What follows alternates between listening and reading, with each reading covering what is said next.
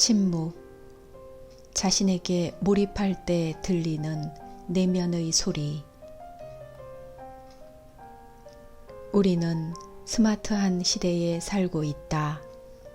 스마트폰 속에는 인류가 지금까지 축적해온 온갖 정보가 담겨 있다. 힘들지 않고 손가락의 작은 움직임만으로도 동서고금의 지식과 석학들의 지혜를 한순간에 캐낼 수 있다. SNS 속의 친구들뿐 아니라 지구 저편에 살고 있는 사람들까지 어떻게 나를 아는지 잠시도 쉬지 않고 딩동거리며 스마트폰 화면을 두드린다. 종종 날아드는 정체불명의 단체 스팸 문자는 나의 정신을 혼미하게 만든다. 스마트라는 영어 단어가 처음부터 빠르고 똑똑하고 자발적인 이라는 의미를 가졌던 것은 아니다. 스마트는 원래 괴로움을 주는, 고통을 수반하는 이라는 뜻이었다. 편리하긴 하지만 나를 나답지 못하게 방해하니 스마트폰은 괴로움을 주는 미운 오리 새끼가 분명하다. 스마트 시대에 깨어있는 나로 산다는 것은 어떤 의미일까? 세상의 많은 지식을 송두리째 머릿속에 담는다는 의미는 분명 아니다. 타인의 흉내를 내는 일도 아니다. 깨어 있음이란 내 안에 숨어 있는 또 다른 나가 보내는 소리에 귀를 기울이는 행위이다. 또한 또 다른 나에게 말을 걸어 자신의 미션을 알아가는 행위다. 거리에 서면 귀를 기울이지 않아도 들려오는 소리들이 있다. 이 소리는 나뿐만 아니라 누구나 들을 수 있는 소리다. 그러나 잘 듣는 것 혹은 다른 사람들이 감지하지 못하는 소리를 듣는 것에는 의도적인 노력이 필요하다. 누군가와 대화를 할 때 상대방의 말에 집중하지 않는다면 그것은 소음에 불과하다. 반대로 상대방의 말에 집중할 때 우리는 그 말의 숨은 의도까지 파악할 수 있다. 고대 이스라엘의 엘리야라는 예언자는 특별한 소리를 들을 수 있었다. 예언자는 히브리어로 나비라고 한다. 나비는 깊은 묵상과 기도를 통해 신의 음성을 듣고 사람들에게 전달한다. 그들은 신의 소리, 들리지 않는 소리, 침묵의 소리를 들었다. 엘리야는 고대 북이스라엘의 왕 아합 시대에 활동했다. 아합 왕은 나라를 부유하게 건설한 유능한 왕이었다.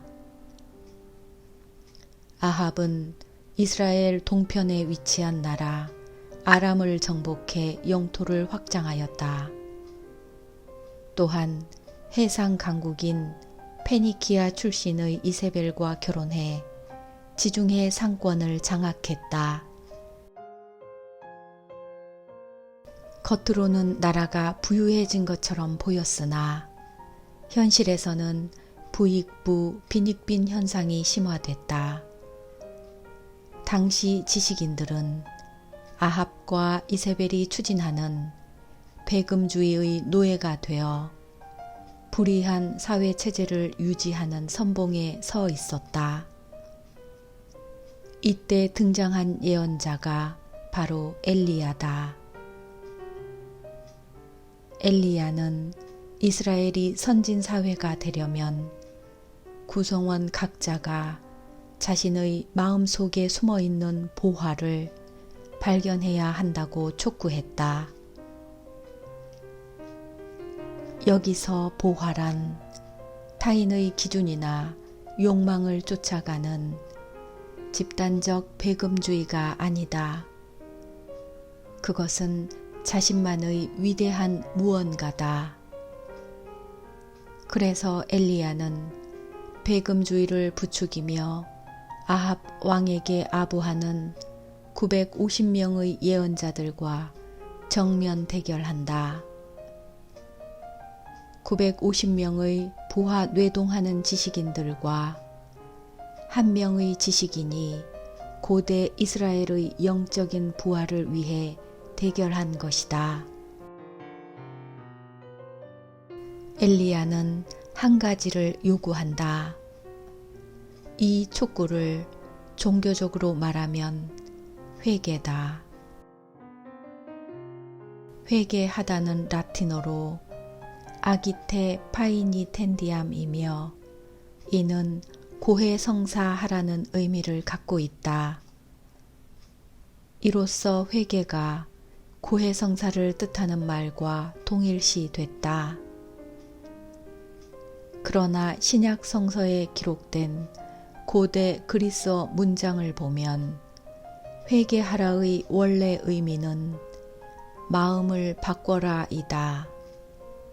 더 심오한 의미는 당신 안에 숨겨져 있는 신의 목소리를 듣고 순종하라는 뜻의 고대 히브리어 슈브다.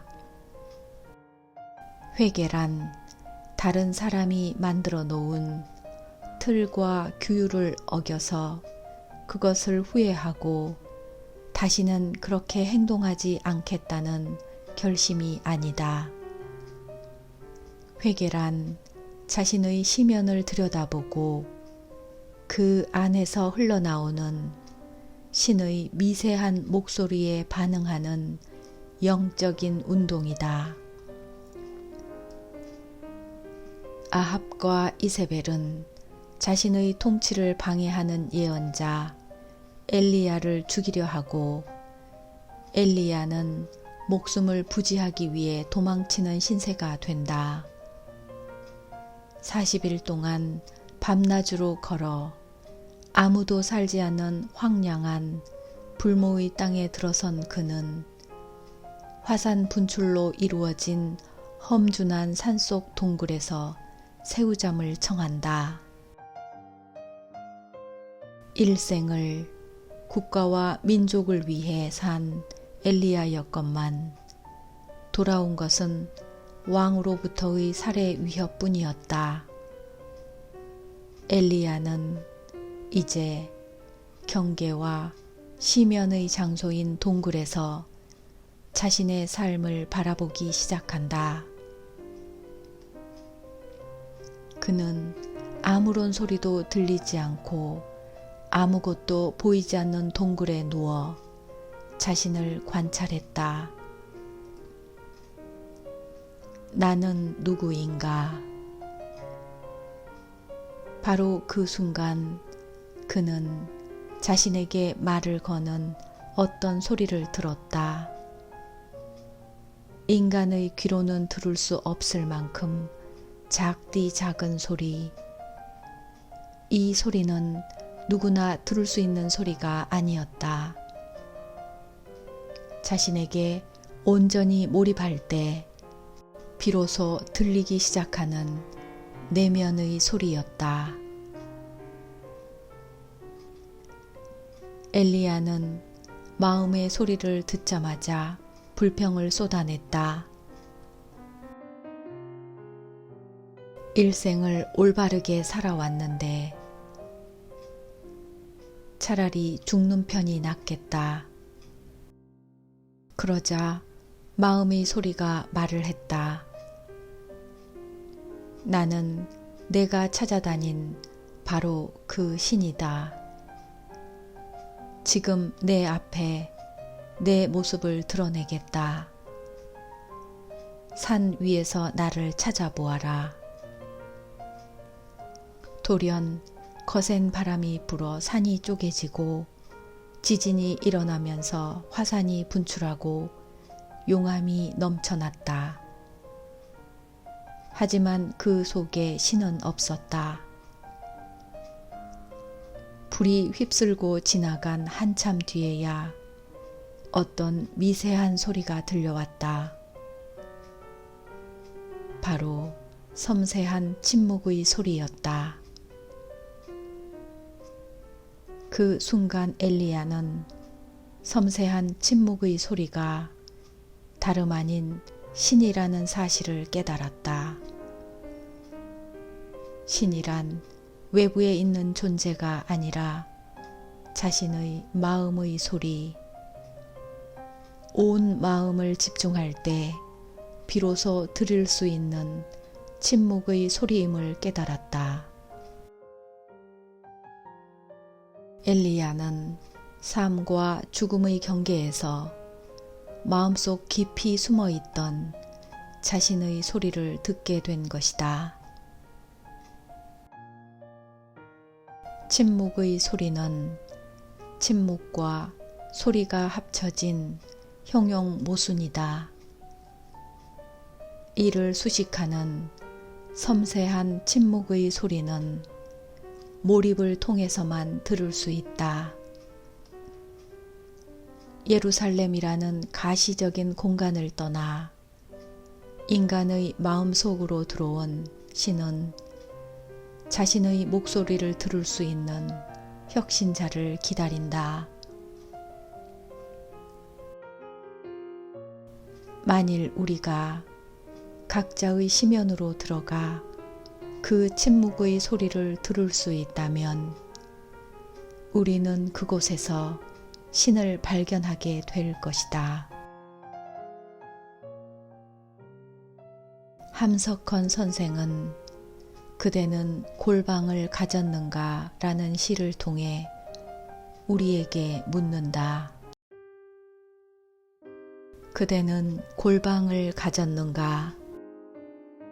이 세상의 소리가 들리지 않는, 이 세상의 냄새가 들어오지 않는 은밀한 골방을 그대는 가졌는가?